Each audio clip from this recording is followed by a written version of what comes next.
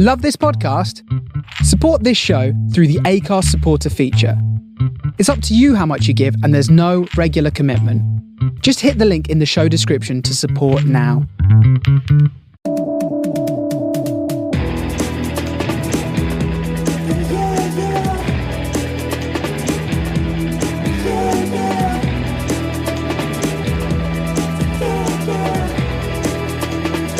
Welcome to the Apollo Audio Podcast. Hello, Happy New Year. And Happy New Year from the Apollo Audio Podcast. Yes, it's the first week. Our week's gone already. We've only got 51 weeks left of the year. Oh, Christ. Let's go hurry up. We'll double up. Someone will put somewhere how many days it is till Christmas. Yeah. It'll be like something no, stupid like that already. Under 300 or something. It can't be. How many did we do last year? We got beat last year now. Oh, we did 40-something episodes. I think. That's quite good. I can't remember the exact, but it was over 40. Okay, we're on track then. I can't remember. Oh yeah, we've definitely got time. Yeah. Who knows? We might do bonus episodes this year. Yes. That would be a change. That'd be cool. But yeah, I mean, in reality, it's going to be pretty much the same as it was last year. But this is season 3. But better. Be the same, but better. That's right. Yes. We should be better. Yes, we know what we're doing now. The beginning of this doesn't suggest that we have learned anything from anything before. Did you have a good... In fact, we haven't learned anything because we've forgotten to do the thing we're supposed to do at the beginning of every podcast. Name ourselves. Which is, hi, I'm Martin Lumsden. I'm the producer and engineer. This is the Apollo Audio Podcast, and I'm with, as always... Billy Hills, owner of Apollo Audio and Martin's right-hand man. That's a new one. Martin's right-hand man. Did you have a good Christmas? It's very much a collaboration. Very much a collaboration. I did have a good Christmas, actually. I was, mainly nursing people who were ill. Oh, yeah. And then you was ill. And then, I got it after everyone else was better and after Christmas was all over. Yeah. Then I got ill. Yeah. And no one's paid any attention to me at all. It's just been... I'll look after you. Just got to look after myself. But actually, it was good. It was spent with family. Get any musical gifts? And it was very nice. Got very few gifts actually, because mainly the gifts go to the kids these days. Yeah. So no, I didn't. Did I get any musical gifts? I bought myself the Wolf Alice album. Oh, nice. Yeah. That was my sort of gift to myself. And we did play at Christmas. We played this really surprisingly fun game. I can't remember what it's called, Hitmaker or something like that. Yeah. Just a quiz game, music-based quiz game. The idea of it being, the main premise is that you have to create a timeline. So you play a song, or the system plays a song, and you have to guess or know who the artist is and what the song is. But that's only part of the quiz. The point of it is to create a timeline. So you say, that song came out in 1982. That song came out in 2001. So you create a timeline of when the songs came out, and if the team that you're playing against or the people you're playing against think that you've put it in the wrong place, they can challenge your place and steal your year. If they think, really if you think it was before 1980 and it was actually after 1980, and you say no, that was before, and so it's quite fun. It took a little bit of kind of going, because it was late in the day and there were some elderly people there who were going, I don't understand. But once we got in to it was pretty good, and the quirk that's quite good, it's all done on a QR code. So you zap the QR code and it plays the track off Spotify. Oh, that's so cool. So what's it called it's again? Easy. I think it's called Hitmaker or Hitsville or something. This sounds like a sponsor. We should get money off We should get them on. But it actually was really good fun. I mean, I guess I liked it most because I won both times. Yeah, of course. It's basic, really. So then it was my favourite game. Yeah. But yeah, it was good fun. How was yours? Good. I got my Evil Empire album. My favourite albums. I thought you were going to say I got my Evil Empire started. Yeah. Well, maybe. I got that. That was really good. A really thoughtful one for a Secret Santa. I got.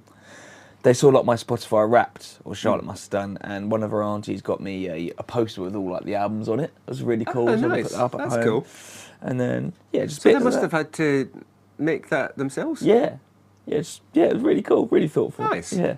I like that. Yeah, That's girlfriend's auntie got me the best present. That's really cool. Yeah. Yeah, well done, Andy. And then now we've got we've got quite a collection of vinyls now. Yeah. We've treated ourselves, me and Charlotte, to a vinyl desk at home. We're going to have it in the front room and all. Just looks cool. All our favourite albums in the front room. We said we might even have one here, mightn't we? We might bring one to the studio. Yeah, I've actually got a spare one. It's just because it's an old one.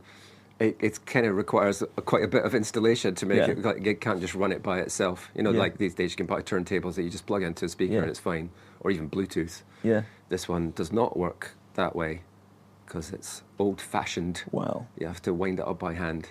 No, you don't. The gramophone. Yes, like one of those. There's a small dog that I have to position in front of the speaker to make it work. No, but it does need an amp and speakers, and well, once you've got the amp, you can put the speakers in. But I just have to think about how to put it in. But yeah, I think just like you said, we've been making a bit of effort around, because it's always one of the things that's nice about this place is that generally people say, "Oh, it's got a really good vibe," and I think we've just sort of leveraged that a little bit more over the last couple of months. It's just like, it's got a good vibe. Let's just make it a better vibe. Yeah, I've been posting over the socials about over Christmas. Doing a bit of a revamp to the studio, so we've got all our new drum stalls, we've got a new drum kit in, update the amps and everything. Got all AC units in all the rooms now, so it's nice and warm over the winter months. Yeah, nice and cool during the summer months. Yes, exactly. But it's both ways. Vocal booth is now cleared and used for everyday use. We've got a nice big storage cupboard in room 3, full of all drum bits if people want to use as well, stalls, spare amps and that. And the control room's looking really cool, vibey. We've got some new desk equipment, got some new lights, some plants, some posters. It just looks cool, doesn't it? Oh, well, I was very impressed, because not only have you got plants, but you've got like solar lights to keep them healthy. Yeah, well, basically, Mrs. Van Hague saw me light. I don't know if that was actually her. I went to Mrs. Van Van Hague's Hague. and I said, I've got a room with no lights. She said, these are made for, just water them once a month. Nice. And they've already started dying. So I've had to go I've had to start going to IKEA. These are going to go home. And then we'll get some fake ones in. But they've got ones that look exactly the same. Yeah. But it's annoying. Yeah, why would that? I think it's just maybe been a bit cold. Yeah. I don't know. But yeah, come have a look. It looks really cool now. I think it looked cool anyway, but we've got some new posters up. Yeah. Better equipment. And yeah, being a good start to 2025, really. We've got some good recordings coming up. Yeah, we've got 26, sorry, I said 25. I know, it's easy mistake to make. What year are we? But yeah, we've got a couple of album projects already scheduled in. Some tracking happening this weekend, and single project. I think I was counting up the other day. I think there's already 6 studio projects that are already That's cool. either in motion or about to start. Yeah. And it's 7 days Yeah. into the That's year. cool. So that's good. So we want to speak to you, people. I'm recording with you on Saturday, I know, to do with more. Eponine. We're doing a little cover. We're having a social media marketing day as well, aren't we? We've got Sam Roper in recording stuff. So that'd be cool. It's going to be a good... See, that's the thing I love about it. It's like you get the job done, but it's good fun at the same time. Yeah, exactly. Yeah. What a place to be. It's fantastic. What have you been listening to over last 2 or 3 weeks? Geese, which we'll come to. Apart from the ones that we've made I've been ourselves listening to a lot of listen podcasts, and I was going to ask you about... I love Rick Beato. Beato. We should get him in one day. And did you watch his video about the... Because it's the Oscars coming up. We should probably do a bit more research and talk about it next week. But it compared, I think it was the 1984 Oscars. Yeah. Compared to the 2020... Because they do it a year in advance, so it'll be 2025. Yeah. This one coming up. And in 1984, or whatever it was beaten by Michael Jackson. Let me get it up. It was the most ridiculous, for Song of the Year. Are we talking about... No, we're not talking about Oscars. We're talking Grammys. Grammys, yeah. And it's just like every single song, it's still played on heavy rotation today. And the ones that are coming up now, what was it? Yeah, it was Song of the Year. Because we did speak about Grammys. I think we did do a bit about Grammys last year, so we definitely will we'll properly have a look at the Grammys. So this was nominations for Song of the Year in 1984. It was Every Breath You Take, Please, All Night Long, Lionel Richie, Beating Michael Jackson, Billie Jean Michael Jackson, and Maniac by Michael Cimbello. Maniac. That's from Flashdance? Yeah. And how ridiculous is that? All in 1 year. And they did the one this year. Yeah. It's just... You could just tell they're not going to be known in 2 years' time. Are they going to be on heavy rotation? Can you tell that, though? Oh, I don't know. They don't seem like... that's because I think that's always a challenging thing. You think, oh, these ones won't last. You think, well, turns out they did. But I know where you're coming from. But it just doesn't. I don't know. Maybe because I don't like. It just seems. What are they? Give me some names. Give me some tracks. Upcoming Grammy. Or maybe even more interestingly, what was last year's Grammy winners? Are they still around? Oh no, it is 2026. So we've got Lady Gaga, Yeah. Doshi. Okay. What's the Doji song? Is it? So Lady Gaga's Abracadabra. Yeah, okay. Dochi's Anxiety, which That- is see- a cover of a cover. Yeah, and it's also been knocking around for about 5 years, I think. Yeah. Rose and Bruno Mars, Apata. Oh, Bad that's Bunny, DTMF. Yeah. And then this K-pop Demons one. I couldn't believe that one. I mean, it's been a massive, Yeah. massive hit. So I don't suppose that's a surprise given the scale of its commercial success. Yeah. Yeah, but does commercial mean good? We've had that conversation, haven't we? And then, I mean, I'm not surprised it's Yeah. in there as Yeah. whatever, but yeah. and then Kendrick Lamar and SZA Luther, which is probably a one I like the most. But again, I just don't think it's any of their Was best. the Bruno Mars Lady Gaga, was that last year, the Die With A Smile? Yeah, that was a good song. Yeah. See, that's sort of been... And Man Child Sabrina Carpenter. just keeps playing and playing And and then playing. probably one of the best, Billie Eilish, Wildflower. I like Billie Eilish. She's a bit different and cool. But It's so hard to tell. I mean, I'm not so much with songs, but I guess there are... I'm just trying to think of examples of songs that you might have thought at the time, oh, that'll never last. yeah, And then it actually did. Because nostalgia is an interesting... yeah, You know, the way we sort of reframe things. There's a phrase for it. It's success bias or something like that. Yeah. Like we only remember the things that work, and we Yeah. think, oh, it can't carry on like that. And I guess when Billie Jean and like Thriller and that, they'd been around for sort of a few months before Yeah. that, before it being the Grammys. You go, yeah, I know that these are successful, popular, everyone's into it. I guess at the time, I know you're right. Maniac, Flashdance. That song, everybody knows it. It's knocked around for ages. You'll Yeah. hear it on loads of things, partly because it was attached to that movie and it was attached to a clip from the movie, which was very famous and has continued. But honestly, if you'd asked me who sang it, I wouldn't have said Michael Sembello until you said it just now. no, I was surprised about that one. So whose the name is. So, and I think, 1984, you go, oh, yeah, we'll be listening to this in 40 years' time. Yeah. Really? What was Rick Beato's take on it then? Songs He aren't was as good as just- they used to be. Basically, and I agree with him. Well, But so last year's nominations are Not Like Us by Kendrick Lamar. I hate that song. Yep. Cannot stand that one. Probably even worse song is Everybody at the Bar Getting Tipsy. One of the worst songs ever made. Cannot stand that song. It's awful. Birds of a Feather, great song. Yeah. Die with a Smile, that was probably a good song. Yeah, and see that's a song that you can see that's going to stay on rotation. That Yeah, song because yeah. it's one of those. How would you describe it? It's sort of classic. Yeah, or yeah, classy, it's got that sound, yeah. Or everything about it is kind of this one. It sounds like it could have been made last month or 20 years ago. Yeah. Fortnight by Taylor Swift and Post Malone, no idea. Good Luck Babe, Chapel Roan. Charlotte will like that one. Please, Please, Please, Sabrina Carpenter. It was No, no. massive. I mean, these are massive songs. Whether they'll stay around. For And years. Texas Hold'em, Beyonce. Yeah, it's partly because the culture is so different It is so different. that that it's just That depresses the, me. The ubiquitousness of songs is less. I mean, I'm sure you'll be like you and I know most of those songs. Yeah. But There there's will no... be other people who will go like, I've never even heard a Sabrina Carpenter song, or I don't know who the hell is Chapel Roan. Oh, and you guys, really? You've never heard of them? But yeah, it's so easy to avoid it. There must be a great ska song or a metal song or like an all-out hip-hop song or a classical song. Why are they all of the same sort of genre? I think America and the Grammys. Have I got any evidence to back this up? Maybe not. I think they're pretty mainstream. Yeah. I think if you go back through the Grammys, they're probably already objecting themselves about the fact that there's very little representation outside of sort of pop mainstream. Yeah. But they have all these. The thing about the Grammys as well is they have all these different categories all over the place. Yeah. Oh, I'm looking And at I the think it book. was a surprise. Was it not last year? Was that not the Grammys that Beyonce won Best Album for Cowboy Carter? Yeah, probably, yeah. And I think she'd never won Best Album before. Yeah. And then she was like, well, why am I winning it for this one? Yeah. And it did feel, not that it's a bad album or anything like that, but it did feel it was a bit like, well, we better give it. And it makes us look good as well, because it's, black country. But then you're looking at stuff, they always give it to like the heritage acts. Like, Best Rock Album was the Rolling Stones album. No, it wasn't. They're just the biggest band. Fontaine's DC's album, new band should be getting it. Like Idols and stuff like that were also nominated. The Beatles somehow won Best Rock Performance.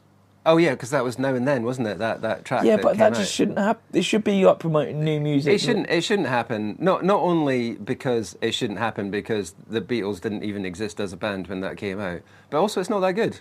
No, exactly. It's good, Yeah. but it's not that good. Amount of time like Metallica have won it just because they're like a big name and stuff like Yeah. that. There's been such better albums in recent years. And they just always give it to like the big names. It's and I always don't a get challenge. it. The Brits are as bad. I don't know if are there any award ceremonies that kind of get this right. I think they used to say the Mercury Award was a little bit Yeah, because I think more it's newer eclectic talent. Yeah. and new talent. But even then, I mean, I think Pulp were nominated for the Mercury Award last year. Oh, really? Which fair enough. It's a new album. They haven't done one out for a while, but they're not exactly a new edge act, are they? No. Pulp. They're a heritage act now, even if they're bringing out new stuff. What's your jacket sorry. covering your microphone? Yeah, I find stuff like that. I think we said this even a year ago that sort of there's albums by The Cure that came out not last year, but the year before. Yeah. And it's in the sort of list of best albums of the year. Yeah. You're going, is that because it's the best album, one of the best albums of the year, or because it's The Cure? Cure, yeah. I was going to say something. I really forgot. It'll come back to me. That's really annoying. It's good content. Just pause it here. I can't remember what I was going to Pause say. it. It's so annoying. I had a really good point. And we'll come back to it. About bands, yeah. No, it's all the big names that always get these awards. Oh, that's what I say. Jules Holland. Oh, yeah. Did you watch it? What, the Hootenanny? Yeah. I did not. Oh my God, Ronnie Wood. Just Oh, put was that- Ronnie Wood on it? Put Good down old Ron. the guitar, Ronnie. Bless him. It was like one of the opening ones, and I love Olivia Dean, but she was great. Yeah. And it just seems to be like the same sort of every year. And I was like, how cool would it be? I know I come from a different world to that. Yeah. But how cool would it be to see like a rock band just go on there and just like rip up the script rather than just like your big band stuff, same every year. Yeah. It had like the Kooks. The Kooks have probably haven't been relevant in the last 10 years. They did a new song that no one. It was just a bit like, No one will have heard. yeah. The Kooks were 2005, 2006, I think, was their first album. Yeah, So they're a 20-year-old band, yeah, and they're probably still being treated as if they're new. yeah. That's They what do bug- look the part, to be fair. That's what bugs me about bands Yeah. like that. Is it like, it's one of the new indie bands? Yeah. So the Kooks have been around for 20 years. Yeah. It's nonsense. Another thing that really annoys me, I know, again, come from a different world, so I don't really understand. But they had the big band, like orchestra band. Yeah. Why do they all need sheet music? If you play in a rock band, you remember the songs. Why have they got to have sheet music in front of them? Just remember it. Even the drummer had stuff in front of him. Laziness. Why is it different? Why is it? The thing is, I know there's an answer to that, but I'm not going to try and pretend But that I why? know, pretend There's that I probably know just the as answer to complicated that. like rock songs and like prog songs. Yeah, but rock bands play their own songs, right? Yeah. Whereas like that band will be like, what are we playing tonight? And it'll be something different from Do what your they homework. played from what they played the Yeah. previous night. Yeah. And it's not necessarily they don't know it. Yeah. Like, Just something to rely could you on. play it without sheet music? Yeah, Probably. but yeah, Yeah. it's a good point though. Yeah. There is a relevance Right to in. that. If you play with Jules Holland, write in. I have. Yeah. Why do you need sheet music? Yeah. But it is a thing. There's a type of music that always uses music. Yeah. The thing. I did the one of the shows at the like Saturday Night Fever at the show at the theatre last year, and I'm sure that they were all using sheet music.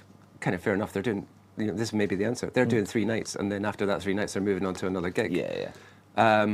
But I wouldn't be surprised if the band that's playing, let's say Moulin Rouge or Les Mis, that's playing at in the West End every night, and they're playing it every night for a year. Yeah. They'll still have the music in So, front yeah. of them. I'm just jealous of that's their a- so that's a fair point. There's probably a lot of depths, and they go in and out or whatever. You can cover it. So Yeah, I'd say it more than likely will be that they're playing a different thing Yeah. every night, sort of thing. But not Jules Holland. You'd be ready for Jules Holland, wouldn't you? I've been being embarrassed. You'd about have the shit enough of time Jules to Holland. prepare, Yeah. I suppose. But it must be something to do with just the. I can't why? imagine Jules calls him up last minute. You've got to play I don't know tonight. why? Maybe it's a way. I don't know why. It's a good question, actually. It is a good question. There's probably someone will say, "Well, this is the reason," and you go, "Yeah, but you could still learn it, though." couldn't you?" Yeah. I don't know. It's very good. No, I didn't watch the Jules Holland thing. Just you mentioning Ronnie Wood. I was reading a thing this morning from Mojo magazine that was about the most anticipated albums of 2026. This list was ridiculous because it started with Paul McCartney, and then, to your point, then the Rolling Stones, that they might have new music out, then Blondie. Really? Other ones that were on this list were like Bob Dylan. I was like, where are you pitching your magazine? These are the most anticipated albums. It's like these are all albums from people who are on like their 90th album or something ludicrous. How anticipated could it possibly be? Especially when none of them have made a decent album for at least 30 years. Well, they haven't been so it's relevant. not like you're going, the last album was great, maybe this one will be great too. It's like, no, the last album was a huge disappointment. This one will probably be again. Yeah. So why are they anticipated? It was like, oh no, I want my new Rolling Stones album. Are there people out there that just listen to they like what they like, they know who they know, and they're just going to listen to them every year? Oh, I like Bob Dylan, I'll get his album again. Of course there are. I had a friend who used to say there's been no new good music since 1991. He would just like throw that out. Was it? Never mind. Partly because he wanted the argument, but he said there hasn't been anything good since 1991, and he's been saying that since 1992. Christ. Is he deaf? Not quite. But yeah, and streaming doesn't help with that, obviously, right? No. Well, it should do, because it's there. Yeah. You've got no reason not to. But I suppose you don't really get excited about albums anymore because it's so instant. You haven't got the anticipation of, oh my God, it's coming out, I'm going to go buy it, I'm going to go HMV and go buy it. It's just, it comes out on Friday, I'll listen to that, I'll pre-save it. Yeah, you can just listen to it. Yeah, I guess I was meaning, I suppose, more about the streaming doesn't help in that you can just continuously listen to the stuff that you like. Yes, yeah. And you'll just keep getting fed the stuff you like. Yeah. And I guess I would say, thinking from my own point of view, and this makes me feel really old, but when I was buying records, the idea of recorded music, and you're making albums and like having it on a physical format that you could go and buy and play at home, it was still quite new, relatively speaking.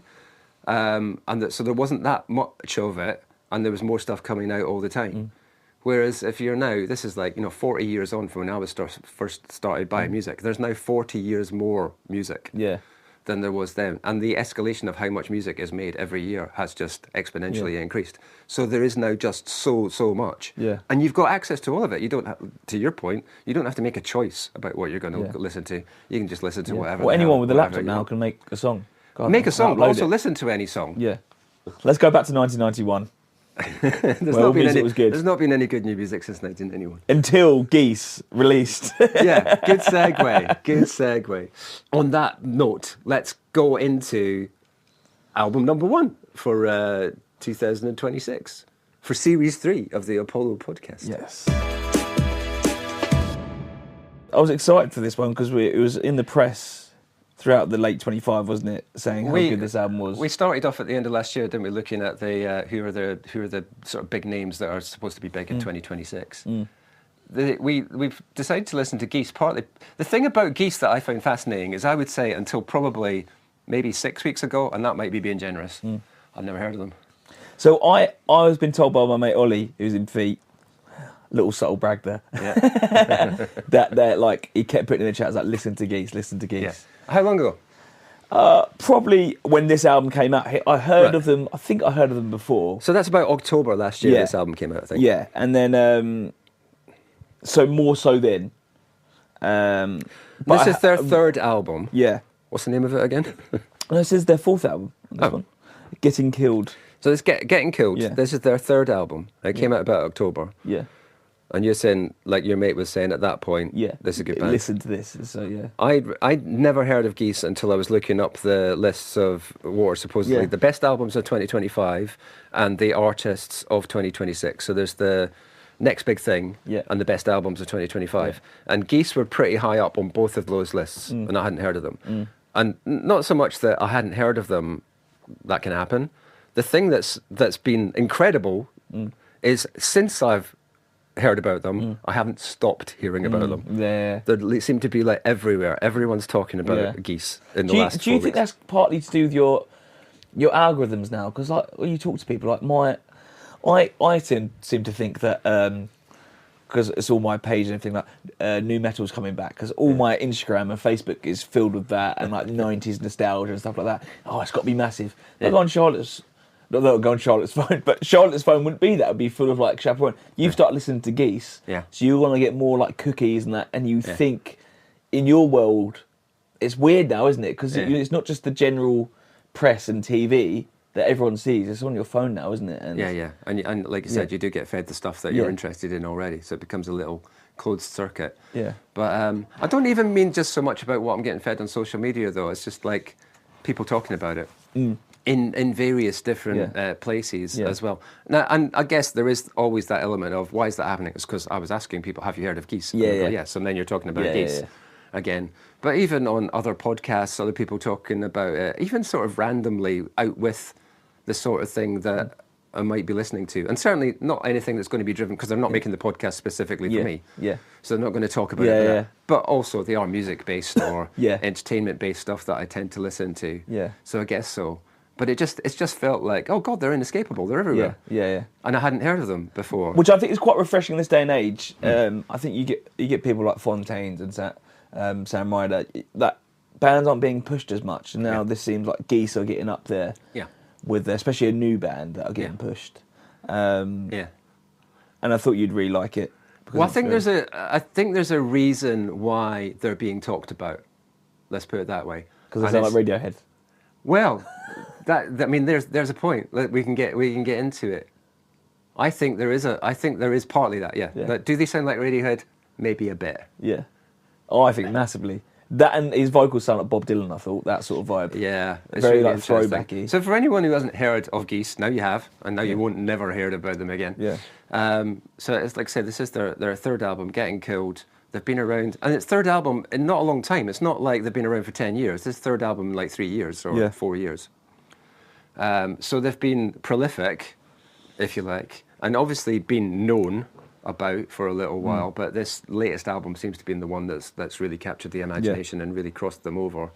And I think there's something in we've kept at it and we've kept putting stuff out, and it's not just been that sort of waterfall, here's another single. It feels like it's more intentional. It's like, no, we're an album. Well, interestingly, I don't know how much I think they do play quite a lot as well. I think they play live quite a lot. As bands should. Yes, absolutely. But I think that's helped. Because they have been out. It's not just a social media thing or an online thing. I mean, they're not making hit records. I don't think they're going to have a hit single ever. No. They're not that kind of band. But yeah, I would say one of the reasons why they have been identified as one of the best bands or one of the best albums. What's the best word to describe them? Interesting? Yes. Because I don't think lovable wouldn't be right. No, they're a musicians sort of band, I think. Commercial wouldn't necessarily be right. I don't even think popular would be right. No. But yeah, it was interesting not having heard them, only having heard of a description of the band and then listening to it was an interesting experience. What did you think? I went in with high expectations, so I knew it would be good. And I'm glad it sort of lived up to it. They're New York. They've been described as a bit sort of strokesy. Yes, actually. Yeah, I agree with that. I didn't actually realise the album cover had a gun onto it until I just started looking at it now in the picture. I thought it was just a trumpet. That scared me. And good. It was instantly like there was a few bits that I found hooky. Again, I don't think there's any clear singles, but I was just surprised how such a cool opening track that I wouldn't usually put at the start of an album. It's just so like, I love the different instrumentation on it. It's not all, and I've seen why now. Because the guy that recorded it, Kenny Beats, is a hip hop producer. And he does a great YouTube channel, one of my favourites, where he makes beats with all different people. Comes in, he's done it with idols, they make a beat. Great, really, really cool. I can sort of hear that influences, like hip hoppy in parts with like the very rhythmic. And I think I'm right in saying that he sought them out. I think he said, "I want to work with you," really? rather than the other way around. Oh, cool. I think. That's really cool. I couldn't tell you. I've listened to that 3-4 times. I couldn't tell you any apart from Trinidad, which I think is like the opening one. I couldn't name really any tracks as of yet, but I doubt you can do that after 3-4 listens anyway.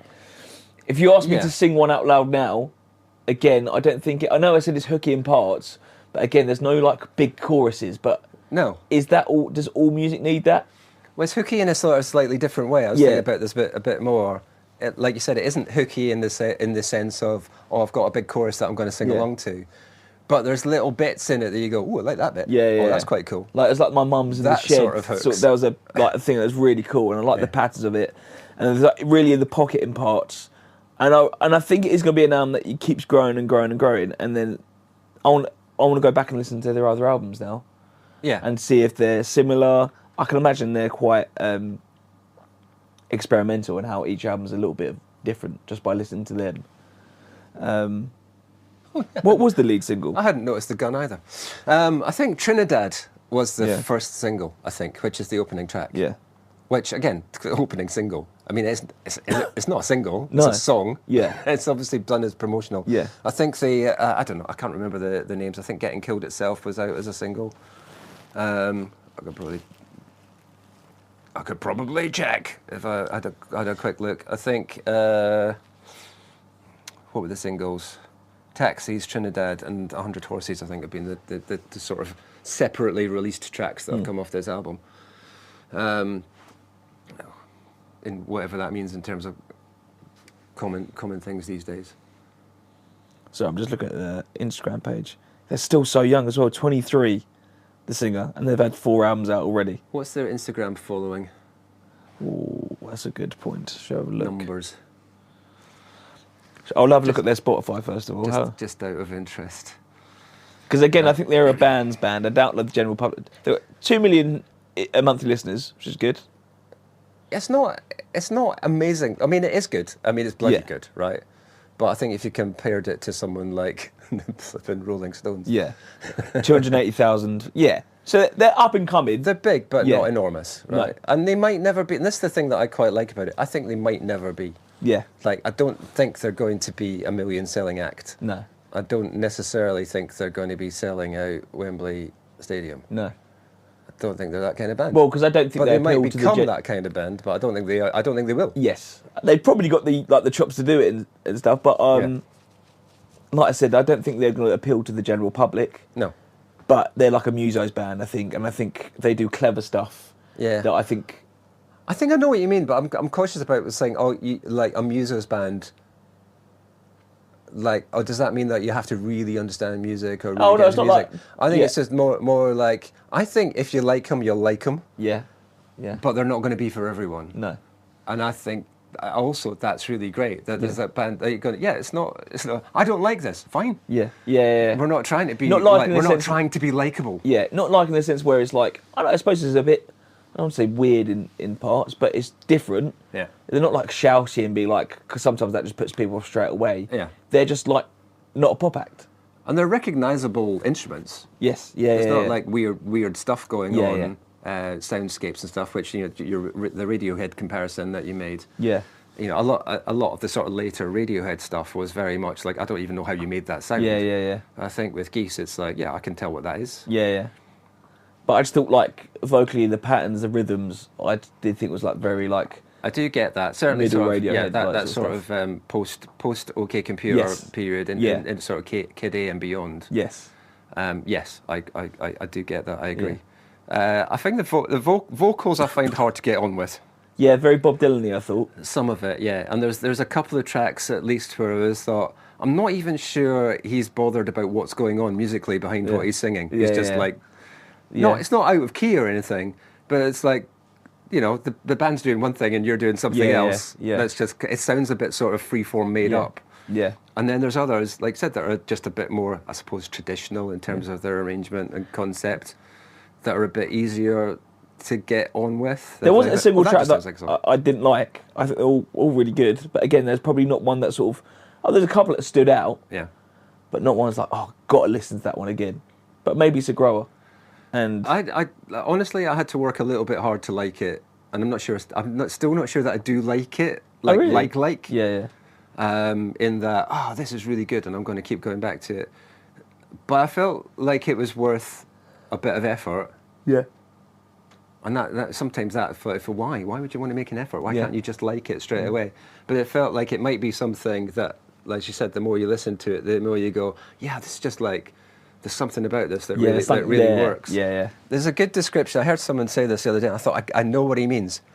He said, I've been listening to Geese, and I can't really get on with what they're about. Like, I don't feel like I'm on board yet, but it's a great sound.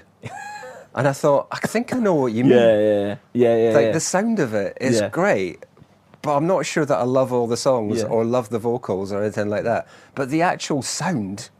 Yeah, I don't know another band. Obviously, they've got Radiohead influence and stuff like that, but they're not Radiohead. I don't know another band that sounds like them at the moment. It's interesting you said Bob Dylan. I didn't go Bob Dylan, but there was something that sounded old like that. Like there's something in the vocal stuff that's like, it sounds like a band from the 60s or something. Yeah. And there were definitely elements of listening to Geese that made me think, oh, now I want to go and listen to this other thing. Like Arcade Fire, I thought. There's a bit of some of that influence in there, maybe. Radiohead, like you said. I don't know if like the vocals a bit like, what's his name? Jim Morrison, The Doors. Okay, yeah. I don't know enough about The Doors, but that was the one that I thought, is this what he's doing? Yeah. And there is that sort of, it does sound a little bit Strokes, but without the lo-fi sound on it, some of it. But it's definitely, I think the main thing that I found really interesting about it is that people are losing their shit about it a bit. That there is a sort of, this is great, this is in the top 10 best albums of last year. They are going to be one of the big bands of 2026. And like, well, they're not as easy listen as previous bands that have, or artists that have been nominated for that, band of 2026. That's people that have won that in the past are like Adele and Haim and who's won it recently? Can't remember. But it's Chapel Roan. Yeah. It's that sort of art. It's that sort of act, and they're not that sort of act. Which is refreshing, I think. Really refreshing, and the fact that they're putting albums out, really refreshing. Yeah. They're not. Like I said, I wonder if their other albums are more like straight up, and this is a bit of like a avant-garde sort of one. Maybe. But if they play like, I don't know if I'll go out my way to like get tickets to see him, but if they played a festival, I'd definitely go see him. Yeah. I can imagine they put on a show live. I would just wonder how they play some of it as well. Well, there's going to be the buzz, isn't there? That's the thing. At the moment, it feels like, if you, like you said, if it was at a festival, there's going to be people going, you should go and check these out. Yeah. Because they're supposed to be the next big thing. Yeah. We'll go and check them out. Even if you don't love them, we should check them out. We've seen them. Because they might be great. Yeah. Or at least I can have an opinion. Yeah. And that's something else as well, I think. It's just to have that opinion. Yeah. But I say honestly, I thought maybe I would find it easier to like it. All the descriptions of it said to me, this is the sort of thing that I would like. But actually listening to it, I found a bit more challenging as an experience. I did feel it felt like 45 minutes. I listened to it like a couple of times in a row, and I think it went really fast. And it didn't feel like it didn't feel like any effort at all to listen to. And I think we've said before, I had no problem with having it on. It wasn't like there's albums I've had listening to and I've gone, oh God, I can't wait for this to finish, or this is really distressing me because I don't want to listen to it. This was quite easy to have on, and partly pay attention to it and not really pay attention to it. And then when I was paying attention to it, I liked it a bit more, and I noticed more about it. Let's say tracks. I like you said, I really love the opening. Because it's got a good statement, wasn't it? Nice little hooky, interesting instrumentation thing, and then it goes a bit nuts. I've just found a description here, art rock, that describes it. And that's you describe Radiohead in that same Talking Heads, probably art rock, Arcade Fire, probably art rock. Never listened to Arcade Fire. There's definitely a genre. Art rock is definitely a genre. They described his vocals as crooning. That probably describes it quite well. It probably does. It probably does. That's cool. And they're definitely a Marmite band. I think there are definitely people, and I think one of the things that I've read regularly is that it's the vocals that are putting people off more than anything else. Well, I love that. I'd rather just go like anything that's sort of like meh. I can't stand that. Anything that's so inoffensive, I want it to be offensive. I want to be able to hate. At least you're doing something different. I want it to be offensive. I want to either love it or hate it. I don't want anything that's down the middle. Anything that's all right. The ones that are all right you forget about. The ones you hate you talk about. If you love it you talk about it. At least try and do something different. I think like I said, they're very Marmite. This is the thing that I found most inspirational about the fact that this album exists, the fact that it's being recognised as one of the best albums of the year, whether you agree with that or not, because we'd have a different opinion on it, and the fact that they're being sort of pushed as this is the next big thing, because there's nothing particularly like inoffensive about them. There's nothing about them. There's nothing that sort of lovable or easy or chirpy or anything like that. This is a band that sounds to me like they're going, this is what we do. If you don't like it, we don't care. This is what we do. And we're just going to do this because this is what we do. And that's one of the things I find really inspiring. And I would love for other artists and other bands to be thinking that way. Is like that, that's just what we do. Will people like it? Don't care. This is what we do. This is our sound. This is what we've made. It doesn't sound like they're trying to be offensive or trying to be difficult or trying to be weird. They're just doing what they do. Yeah. Yeah, exactly. They're not going, oh, let's do this to be weird. That is just their sound. Yeah. And I like them more talking about it now. Yeah. And I said, that really is the thing for me, is it gets you talking about what's it all about? What's music all about? Yeah. And as a preference for this type of thing to be, so we talked about Mercury Prize and things that are on lists, and we said when we went through that list of supposed best albums of 2025, that you said, that all sounds really mainstream, it all sounds very ordinary, it's all the things that you would expect. Yeah. To have things that you wouldn't expect on these lists, I think that's really encouraging and really promising. Yeah. And it takes you outside of that, whatever. I don't know. I'm sure there are songs on the charts, like the singles chart, that they just knock around. They either come and go and disappear in like 1 week, or they're around for weeks and weeks and weeks and weeks and weeks and weeks and never go away, because they're just on rotation. Once they've hit the top of the playlist, they stay there. Yeah. Because any time you go to your play me the top 100 songs Spotify list, it plays you the first one first. Yeah.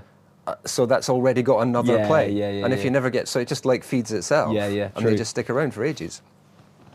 So I'm pleased.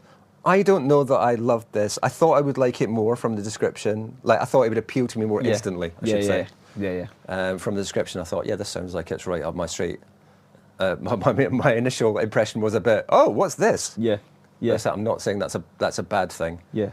And I'm not sure I'm going to be listening to it over and over again, and I might be as guilty as anyone else of going back to listen to things that I'm more familiar with. Yeah, true. That's what I was going to say. I instantly liked it. I didn't find anything wrong with it, and I thought this is cool, but it's not one of the ones I think I need to listen to this again.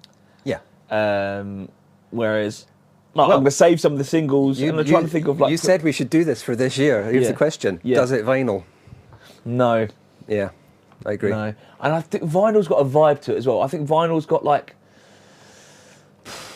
You've got to be like, vinyl's a mood, isn't it? I think it's that, and I suppose I sort of interpreted that question as well as, would I buy it? Yeah. Or would I listen to it? I think I'll listen to this again. Yeah. I'm not that bothered about whether I would own it, have it, put it in the collection, go and sit and listen to it. That's kind of where I felt with the Does It Vinyl as well. Does it Spotify? Yes. I think you're right. Does it? Does it go on a playlist? Yeah. One or two of the tracks. I would put this on my... Songs of 2026. I think I'd probably put Cobra on. I think that's the second track too. That I like, and maybe there might be a couple of others that I'd put on my sort of, when you come back to it 5 years later and say, what was I listening to in 2026? And you go, oh yeah, Geese, that was cool. Yeah. They might be one of those bands that in 5 years' time you go, oh, remember Geese? Yeah. Or it might be that in 5 years' time you're going, well, they went huge, didn't they? Yeah. At the moment, I suspect it's going to be the former. Yeah. I think they'll be big in their sort of field. Yeah. And I'm glad I listened to it. And like I said, I might listen to their other albums. I'm not sure.